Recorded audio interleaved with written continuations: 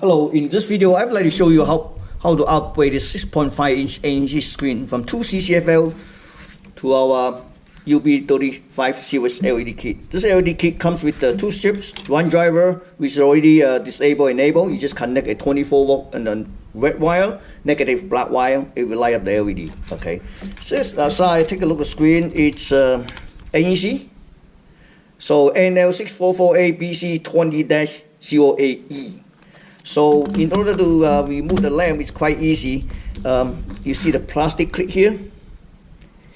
You push it down, pull out. Okay. Push it down, pull out. So let's take a look at LED. So LED cannot mount back to the same reflector, so we have to use some tools and then put it in. So you can do it like this. I have some tools. I show you why. How? When you peel off, okay. When you peel off, you try to push this side to pull it in. After that, I'll show you. You're gonna close like this side. Yeah. After that, you can use any tools. Just push it back and let it stick to the plastic film.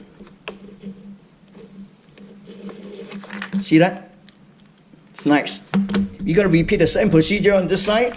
Same thing. Okay. Thank you for watching.